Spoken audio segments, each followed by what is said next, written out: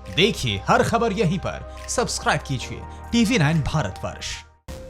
मेरे प्यारे देशवासियों, नमस्कार।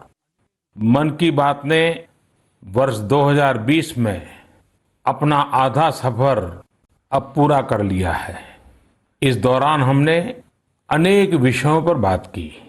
स्वाभाविक है कि जो वैश्विक महामारी आई, मानव जाति पर जो संकट आया, उस पर हमारी बातचीत कुछ ज्यादा ही रही। लेकिन इन दिनों मैं देख रहा हूं, लगातार लोगों में एक विषय पर चर्चा हो रही है कि आखिर ये साल कब बीतेगा। कोई किसी को फोन भी कर रहा है तो बातचीत इसी विषय से शुरू हो रही है, ये साल जल्दी क्यों नहीं बीत रहा। कोई लिख रहा है, दोस्तों से बात कर रहा है, कह रहा है कि ये साल अच्छा नहीं है। कोई कह रहा है 2020 शुभ नहीं है। बस लोग यही चाहते हैं कि किसी भी तरह से ये साल जल्द से जल्द बीत जाए। साथियों, कभी कभी मैं सोचता हूं कि ऐसा क्यों हो रहा है। हो सकता है ऐसी बातचीत के कुछ कारण भी हो। 6-7 महीना पहले ये हम कहाँ जानते थे कि कोरोना जैसा संकट आएगा और इसके खिलाफ ये लड़ाई इतनी लंबी चलेगी। ये संकट तो बना ही हुआ है, ऊपर से देश में नीत नई चुनौतियां सामने आती जा रही हैं। अभी कुछ दिन पहले देश के पूर्वी छोर पर साइक्लोन अम्फान आया, तो पश्चिमी छोर पर साइक्लोन निसर्ग आया। कितने ही राज्यों में हमारे किसान भाई बहन टिड्डी दल के हमले से परेशान है, और कुछ नहीं तो देश के कई हिस्सों में छोटे छोटे भूकंप रुकने का ही नाम नहीं ले रहे हैं। और इन सबके बीच हमारे कुछ पड़ोसियों द्वारा जो हो रहा है, देश उन चुनौतियों से भी निपट रहा है। वाकई एक साथ इतनी आपदाएं, इस स्तर की आपदाएं बहुत कम ही देखने सुनने को मिलती हैं। हालात तो ये हो गई हैं कि कोई छोटी छोटी घटना भी हो रही है तो लोग उन्हें भी इन चुनौतियों के साथ जोड़ करके देख रहे हैं। साथियों, मुश्किलें आती हैं, संकट आते हैं, लेकिन सवाल यही है कि क्या इन आपदाओं की वजह से हमें साल 2020 को खराब मान लेना चाहिए? क्या पहले के 6 महीने जैसे बीते उसकी वजह से ये मान लेना कि पूरी साल ही ऐसा है? क्या ये सोचना सही है? जी नहीं, मेरे प्यारे देशवासियों, बिल्कुल नहीं। एक साल में एक चुनौती आए या 50 चुनौती आए, नंबर कम ज्यादा होने से वो साल खराब नहीं हो जाता। भारत का इतिहास ही आपदाओं और चुनौतियों पर जीत हासिल कर और ज्यादा निखर कर निकलने का रहा है। सैकड़ों वर्षों तक अलग अलग आक्रांताओं ने भारत पर हमला किया, उसे संकटों में डाला। लोगों को लगता था कि भारत की संरचना ही नष्ट हो जाएगी, भारत की संस्कृति ही समाप्त हो जाएगी। लेकिन इन संकटों से भारत और भी भव्य होकर सामने आया। साथियों, हमारे यहां कहा जाता है, सृजन शाश्वत है, सृजन निरंतर है। मुझे गीत की कुछ पंक्तियां याद आ रही हैं। यह कल कल छल छल बहती, क्या कहती गंगा धारा। यह कल कल छल छल बहती, क्या कहती गंगा धारा। युग युग से बहता आता, यह पुण्य प्रवाह हमारा। उसी गीत में आगे आता है, क्या उसको रोक सकेंगे? मिटने वाले मिट जाएं। कंकड़ पत्थर की हस्ती, कंकड़ पत्थर की हस्ती, क्या बाधा बनकर आए। भारत में भी जहां एक तरफ बड़े बड़े संकट आते गए, वहीं सभी बाधाओं को दूर करते हुए अनेकों अनेक सृजन भी हुए। नए साहित्य रचे गए, नए अनुसंधान हुए, नए सिद्धांत गढ़े गए। यानी संकट के दौरान भी हर क्षेत्र में सृजन की प्रक्रिया जारी रही और हमारी संस्कृति पुष्पित पल्लवित होती रही। देश आगे बढ़ता ही रहा। भारत ने हमेशा संकटों को सफलता की सीढ़ियों में परिवर्तित किया है। इसी भावना के साथ हमें आज भी इन सारे संकटों के बीच आगे बढ़ते ही रहना है। आप भी इसी विचार से आगे बढ़ेंगे, 130 करोड़ देशवासी आगे बढ़ेंगे, तो यही साल देश के लिए नए कीर्तिमान बनाने वाला साल साबित होगा। इसी साल में देश नए लक्ष्य प्राप्त करेगा, नई उड़ान भरेगा, नई ऊंचाइयों को छुएगा। मुझे पूरा विश्वास 130 करोड़ देशवासियों की शक्ति पर है, आप सब पर है, इस देश की महान परंपरा पर है। मेरे प्यारे देशवासियों, संकट चाहे जितना भी बड़ा हो, भारत के संस्कार निस्वार्थ भाव से सेवा की प्रेरणा देते हैं। भारत ने जिस तरह मुश्किल समय में दुनिया की मदद की, उसने आज शांति और विकास में भारत की भूमिका को और मजबूत किया है। दुनिया ने इस दौरान भारत की विश्व बंधुत्व की भावना को भी महसूस किया है और इसके साथ ही दुनिया ने अपनी संप्रभुता और सीमाओं की रक्षा करने के लिए भारत की ताकत और भारत के कमिटमेंट को भी देखा है। लद्दाख में भारत की भूमि पर आंख उठाकर देखने वालों को करारा जवाब मिला है। भारत मित्रता निभाना जानता है तो आंख में आंख डालकर देखना और उचित जवाब देना भी जानता है। हमारे वीर सैनिकों ने दिखा दिया है कि वो कभी भी मां भारती के गौरव पर आंच नहीं आने देंगे। साथियों, लद्दाख में हमारे जो वीर जवान शहीद हुए हैं, उनके शौर्य को पूरा देश नमन कर रहा है, श्रद्धांजलि दे रहा है। पूरा देश उनका कृतज्ञ है, उनके सामने नतमस्तक है। इन साथियों के परिवारों की तरह ही हर भारतीय इन्हें खोने का दर्द भी अनुभव कर रहा है। अपने वीर सपूतों के बलिदान पर उनके परिजनों में गर्व की जो भावना है, देश के लिए जो जज्बा है, यही तो देश की ताकत है। आपने देखा होगा, जिनके बेटे शहीद हुए, वो माता पिता अपने दूसरे बेटों को भी, घर के दूसरे बच्चों को भी सेना में भेजने की बात कर रहे हैं। बिहार के रहने वाले शहीद कुंदन कुमार के पिताजी के शब्द तो कानों में गूंज रहे हैं। वो कह रहे थे, अपने पोतों को भी देश की रक्षा के लिए सेना में भेजूंगा। यही हौसला हर शहीद के परिवार का है। वास्तव में इन परिजनों का त्याग पूजनीय है। भारत माता की रक्षा के जिस संकल्प से हमारे जवानों ने बलिदान दिया है, उसी संकल्प को हमें भी जीवन का ध्येय बनाना है, हर देशवासी को बनाना है।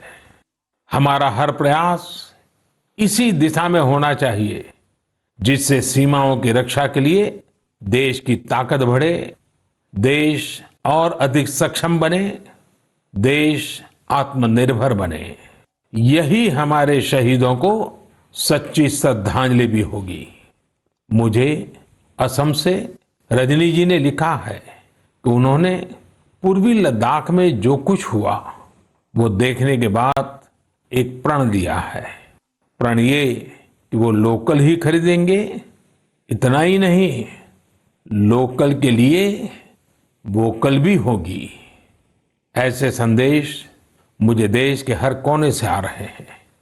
बहुत से लोग मुझे पत्र लिखकर बता रहे हैं कि वो इस और बढ़ चले हैं। इसी तरह तमिलनाडु के मदुरई से मोहन रामामूर्ति जी ने लिखा है कि वो भारत को डिफेंस के क्षेत्र में आत्मनिर्भर बनते हुए देखना चाहते हैं। साथियों, आजादी के पहले हमारा देश डिफेंस सेक्टर में दुनिया के कई देशों से आगे था। हमारे यहाँ अनेकों ऑर्डिनेंस फैक्ट्रियां होती थी। उस समय कई देश जो हमसे बहुत पीछे थे वो आज हमसे आगे हैं। आजादी के बाद डिफेंस सेक्टर में हमें जो प्रयास करने चाहिए थे, हमें अपने पुराने अनुभवों का जो लाभ उठाना चाहिए था, हम उसका लाभ नहीं उठा पाए।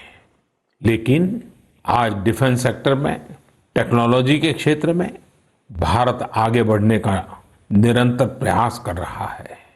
भारत आत्मनिर्भरता की तरफ कदम बढ़ा रहा है। साथियों, कोई भी मिशन पीपल्स पार्टिसिपेशन, जन भागीदारी के बिना पूरा नहीं हो सकता, सफल नहीं हो सकता। इसलिए आत्मनिर्भर भारत की दिशा में एक नागरिक के तौर पर हम सबका संकल्प, समर्पण और सहयोग बहुत जरूरी है, अनिवार्य है। आप लोकल खरीदेंगे, लोकल के लिए वोकल होंगे तो समझिए आप देश को मजबूत करने में अपनी भूमिका निभा रहे हैं। ये भी एक तरह से देश की सेवा ही है। आप किसी भी प्रोफेशन में हो, हर एक जगह देश सेवा का बहुत स्कोप होता ही है। देश की आवश्यकता को समझते हुए जो भी कार्य करते हैं वो देश की सेवा ही होती है। आपकी यही सेवा देश को कहीं न कहीं मजबूत भी करती है। और हमें ये भी याद रखना है, हमारा देश जितना मजबूत होगा, दुनिया में शांति की संभावनाएं भी उतनी ही मजबूत होगी। हमारे यहाँ कहा जाता है, विद्या विवादाय धनम मदाय, विद्या विवादाय धनम मदाय, शक्ति ही परेशान परिपीडनाय, खलस्य साधो विपरीतम एतत्, ज्ञानाय दानाय च रक्षणाय।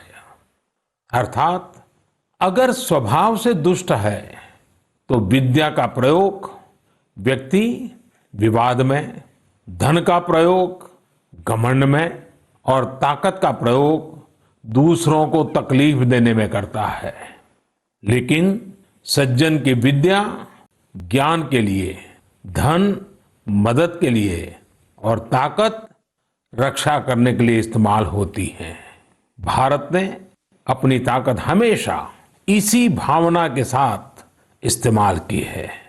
भारत का संकल्प है भारत के स्वाभिमान और संप्रभुता की रक्षा। भारत का लक्ष्य है आत्मनिर्भर भारत। भारत की परंपरा है भरोसा, मित्रता। भारत का भाव है बंधुता। हम इन्हीं आदर्शों के साथ आगे बढ़ते रहेंगे। मेरे प्यारे देशवासियों, कोरोना के संकट काल में देश लॉकडाउन से बाहर निकल आया है। अब हम अनलॉक के दौर में हैं। अनलॉक के समय में दो बातों पर बहुत फोकस करना है, कोरोना को हराना और अर्थव्यवस्था को मजबूत बनाना, उसे ताकत देना। साथियों, लॉकडाउन से ज्यादा सतर्कता हमें अनलॉक के दौरान बरतनी है। आपकी सतर्कता ही आपको कोरोना से बचाएगी।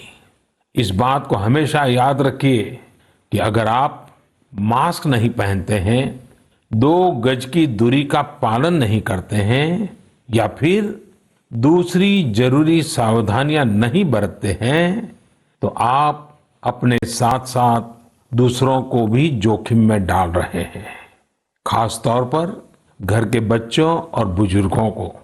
इसीलिए सभी देशवासियों से मेरा निवेदन है, और ये निवेदन मैं बार बार करता हूं, और मेरा निवेदन है कि आप लापरवाही मत बरतिए, अपना भी ख्याल रखिए और दूसरों का भी।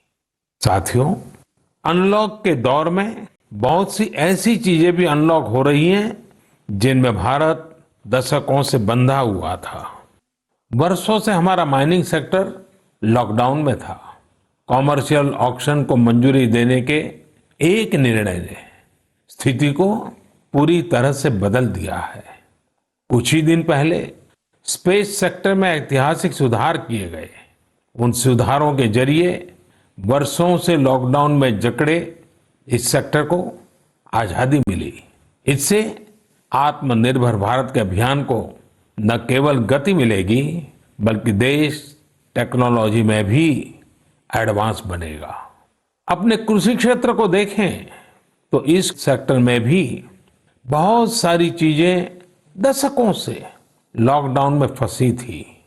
इस सेक्टर को भी अब अनलॉक कर दिया गया है। इससे जहां एक तरफ किसानों को अपनी फसल कहीं पर भी किसी को भी बेचने की आजादी मिली है, वहीं दूसरी तरफ उन्हें अधिक ऋण मिलना भी सुनिश्चित हुआ है। ऐसे अनेक क्षेत्र हैं जहां हमारा देश इन सब संकटों के बीच ऐतिहासिक निर्णय लेकर विकास के नए रास्ते खोल रहा है। मेरे प्यारे देशवासियों, हर महीने हम ऐसी खबरें पढ़ते और देखते हैं जो हमें भावुक कर देती हैं। यह हमें इस बात का स्मरण कराती हैं कि कैसे हर भारतीय एक दूसरे की मदद के लिए तत्पर है। वह जो कुछ भी कर सकता है उसे करने में जुटा है। अरुणाचल प्रदेश की एक ऐसी ही प्रेरक कहानी मुझे मीडिया में पढ़ने को मिली। यहाँ सियांग जिले के मिरेम गांव ने वो अनोखा कार्य कर दिखाया जो समूचे भारत के लिए एक मिसाल बन गया है। इस गांव के कई लोग बाहर रहकर नौकरी करते हैं। गांव वालों ने देखा कि कोरोना महामारी के समय ये सभी अपने गांव की ओर लौट रहे हैं। ऐसे में गांव वालों ने पहले से ही गांव के बाहर क्वारंटीन का इंतजाम करने का फैसला किया। उन्होंने आपस में मिलकर गांव से कुछ ही दूरी पर 14 अस्थायी झोपड़ियां बना दी और ये तय किया कि जब गांव वाले लौटकर आएंगे तो उन्हें इन्हीं झोपड़ियों में कुछ दिन क्वारंटीन में रखा जाएगा।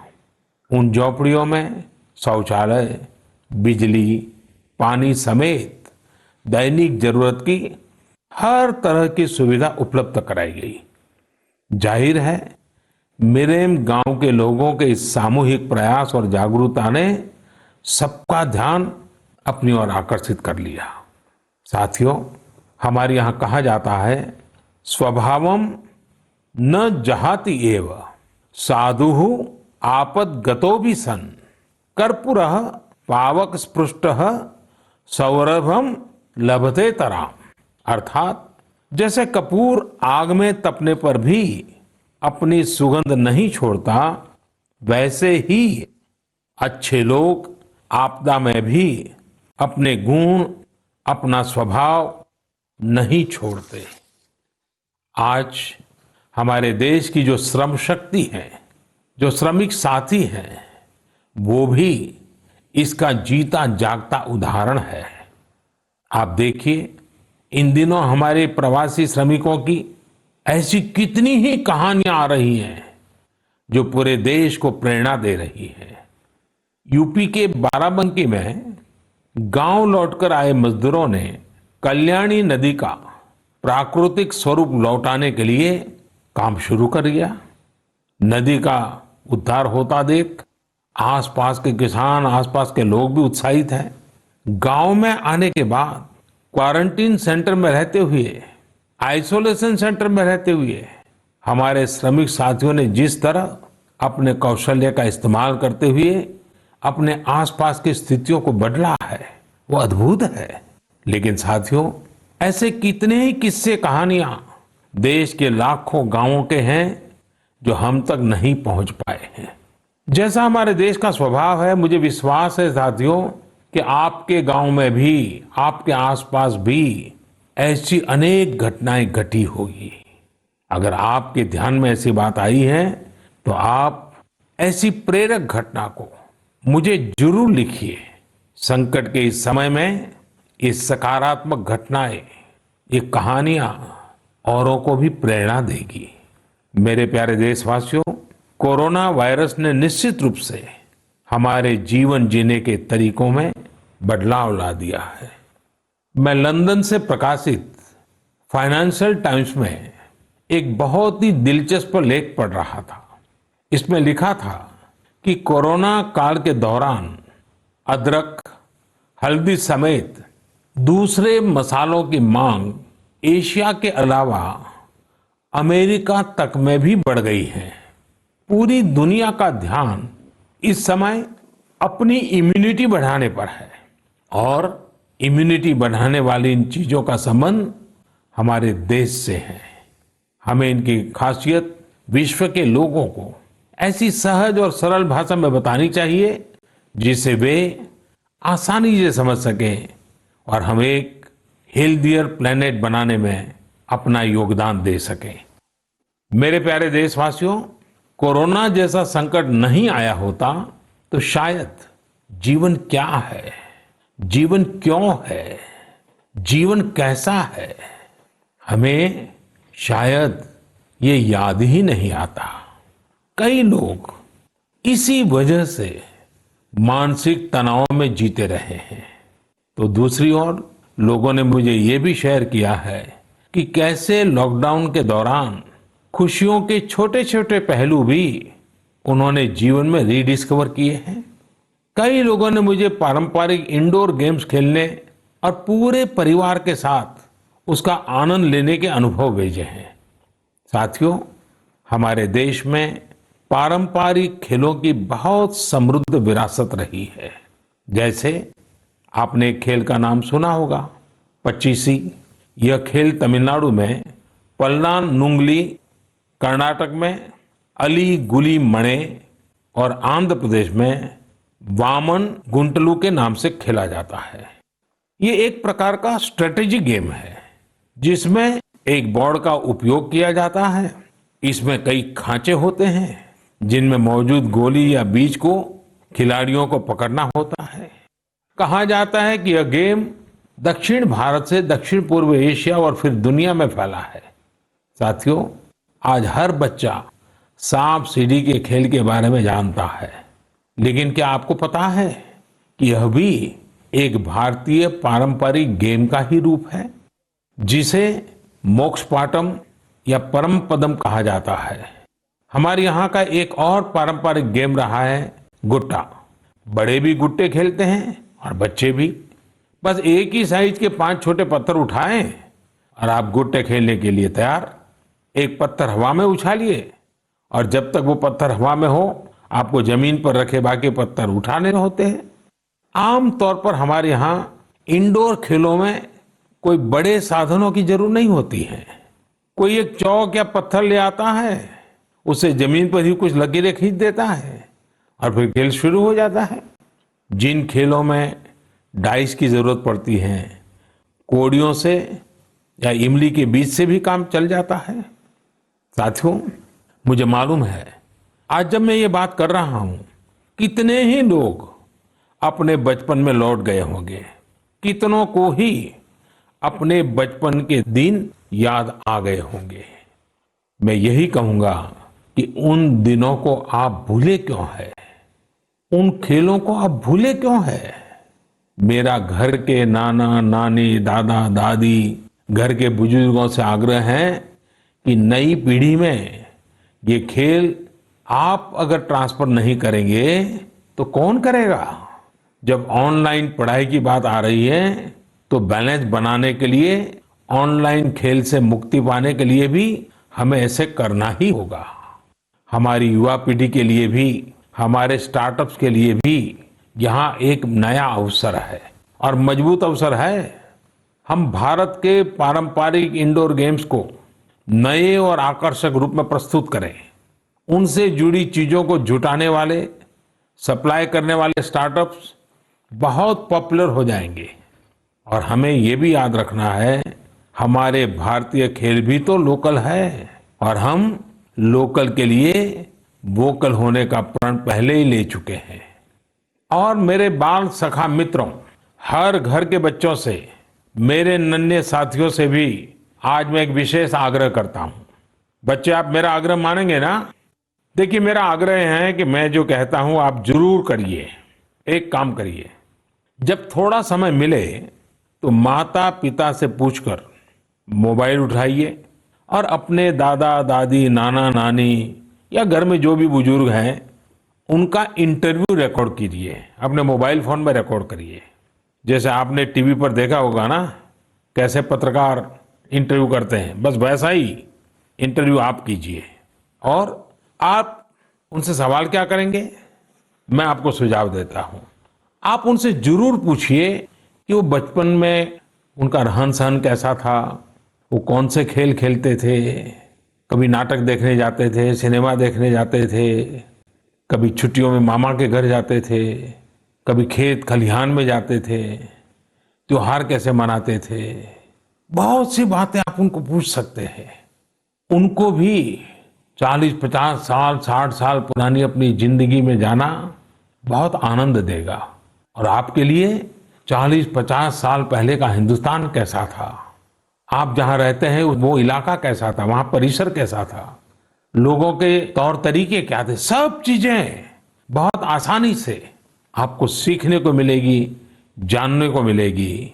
और आप देखिए, आपको बहुत मजा आएगा।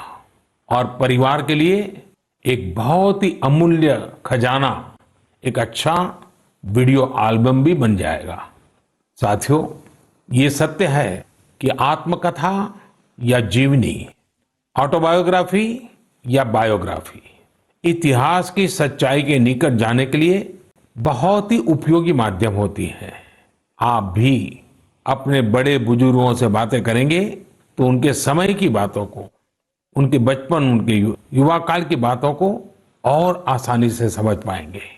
ये बेहतरीन मौका है कि बुजुर्ग भी अपने बचपन के बारे में, उस दौर के बारे में अपने घर के बच्चों को बताएं।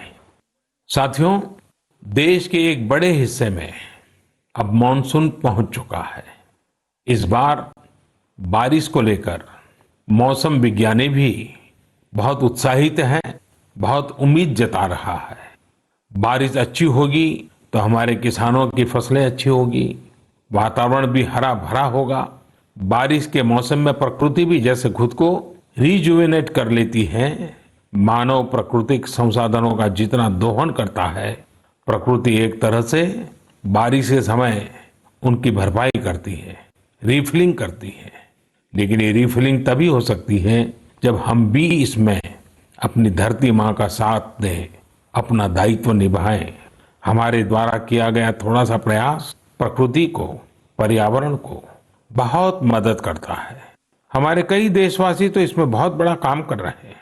कर्नाटक के मंडावली में एक 80-85 साल के बुजुर्ग हैं कामेगौड़ा जी। कामेगौड़ा जी एक साधारण किसान है, लेकिन उनका व्यक्तित्व बहुत असाधारण है। उन्होंने एक ऐसा काम किया है कि कोई भी आश्चर्य में पड़ जाएगा। 80-85 साल के कामेगौड़ा जी अपने जानवरों को चराते हैं, लेकिन साथ साथ उन्होंने अपने क्षेत्र में नए तालाब बनाने का भी बीड़ा उठाया हुआ है। वे अपने इलाके में पानी की समस्याओं को दूर करना चाहते हैं, इसलिए जल संरक्षण के काम में छोटे छोटे तालाब बनाने के काम में जुटे हैं। आप हैरान होंगे कि 80-85 वर्ष के कामेगौड़ा जी अब तक 16 तालाब खोद चुके हैं अपनी मेहनत से, अपने परिश्रम से। हो सकता है कि जो तालाब उन्होंने बनाए वो बहुत बड़े न हो, लेकिन उनका ये प्रयास बहुत बड़ा है। आज पूरे इलाके को इन तालाबों से एक नया जीवन मिला है। साथियों, गुजरात के वडोदरा का भी एक उदाहरण बहुत प्रेरक है। यहाँ जिला प्रशासन और स्थानीय लोगों ने मिलकर एक दिलचस्प मुहिम चलाई। इस मुहिम की वजह से आज वडोदरा में 1000 स्कूलों में रेन वाटर हार्वेस्टिंग होने लगी है। एक अनुमान है कि इस वजह से हर साल औसतन करीब 10 करोड़ लीटर पानी बेकार बह जाने से बचाया जा रहा है। साथियों, इस बरसात में प्रकृति की रक्षा के लिए, पर्यावरण की रक्षा के लिए हमें भी कुछ इसी तरह सोचने की, कुछ करने की पहल करनी चाहिए। जैसे कई स्थानों पर गणेश चतुर्थी को लेकर तैयारियां शुरू होने जा रही होगी। क्या इस बार हम प्रयास कर सकते हैं कि इको फ्रेंडली गणेश जी की प्रतिमाएं बनाएंगे और उन्हीं का पूजन करेंगे? क्या हम ऐसी प्रतिमाओं के पूजन से बच सकते हैं जो नदी तालाबों में विसर्जित किए जाने के बाद जल के लिए, जल में रहने वाले जीव जंतुओं के लिए संकट बन जाती है? मुझे विश्वास है आप ऐसा जरूर करेंगे। और इन सब बातों के बीच हमें ये भी ध्यान रखना है कि मानसून के सीजन में कई बीमारियां भी आती हैं। कोरोना काल में हमें इनसे भी बचकर रहना है। आयुर्वेदिक औषधियां, काढ़ा, गर्म पानी, इन सब का इस्तेमाल करते रहिए, स्वस्थ रहिए। मेरे प्यारे देशवासियों, आज 28 जून को भारत अपने एक भूतपूर्व प्रधानमंत्री को श्रद्धांजलि दे रहा है, जिन्होंने एक नाजुक दौर में देश का नेतृत्व किया। हमारे ये पूर्व प्रधानमंत्री श्री पीवी नरसिम्हा राव जी की आज जन्म शताब्दी वर्ष की शुरुआत का दिन है। जब हम पीवी नरसिम्हा राव जी के बारे में बात करते हैं तो स्वाभाविक रूप से राजनेता के रूप में उनकी छवि हमारे सामने उभरती है, लेकिन ये भी सच्चाई है कि वो अनेक भाषाओं को जानते थे, भारतीय एवं विदेशी भाषाएं बोल लेते थे। वे एक और भारतीय मूल्यों में रचे बसे थे तो दूसरी ओर उन्हें पाश्चात्य साहित्य और विज्ञान का भी ज्ञान था। वे भारत के सबसे अनुभवी नेताओं में से एक थे, लेकिन उनके जीवन का एक और पहलू भी है और वो उल्लेखनीय है, हमें जानना भी चाहिए। साथियों, नरसिम्हा राव जी अपनी किशोरावस्था में ही स्वतंत्रता आंदोलन में शामिल हो गए थे। जब हैदराबाद के निजाम ने वंदे मातरम गाने की अनुमति देने से इनकार कर दिया था, तब उनके खिलाफ आंदोलन में उन्होंने भी सक्रिय रूप से हिस्सा लिया था। उस समय उनकी उम्र सिर्फ 17 साल थी। छोटी उम्र से ही श्रीमान नरसिम्हा राव अन्याय के खिलाफ आवाज उठाने में आगे थे। अपनी आवाज बुलंद करने में कोई कोर कसर बाकी नहीं छोड़ते थे। नरसिम्हा राव जी इतिहास को भी बहुत अच्छी तरह समझते थे। बहुत ही साधारण पृष्ठभूमि से उठकर उनका आगे बढ़ना, शिक्षा पर उनका जोर, सीखने की उनकी प्रवृत्ति और इन सब के साथ उनकी नेतृत्व क्षमता, सब कुछ स्मरणीय है। मेरा आग्रह है कि नरसिम्हा राव जी के जन्म शताब्दी वर्ष में आप सभी लोग उनके जीवन और विचारों के बारे में ज्यादा से ज्यादा जानने का प्रयास करें। मैं एक बार फिर उन्हें अपनी श्रद्धांजलि अर्पित करता हूं। मेरे प्यारे देशवासियों, इस बार मन की बात में कई विषयों पर बात हुई। अगली बार जब हम मिलेंगे तो कुछ और नए विषयों पर बात होगी। आप अपने संदेश, अपने इनोवेटिव आइडियाज मुझे जरूर भेजते रहिए। हम सब मिलकर आगे बढ़ेंगे और आने वाले दिन और भी सकारात्मक होंगे। जैसा कि मैंने आज शुरू में कहा, हम इसी साल यानी 2020 में ही बेहतर करेंगे, आगे बढ़ेंगे और देश भी नई ऊंचाइयों को छुएगा। मुझे भरोसा है कि 2020 भारत को इस दशक में एक नई दिशा देने वाला वर्ष साबित होगा। इसी भरोसे को लेकर आप भी आगे बढ़िए, स्वस्थ रहिए, सकारात्मक रहिए। इन्हीं शुभकामनाओं के साथ आप सभी का बहुत बहुत धन्यवाद। नमस्कार। अड़ी सोमवार से शुक्रवार शाम 6 बजे सिर्फ TV9 भारतवर्ष पर।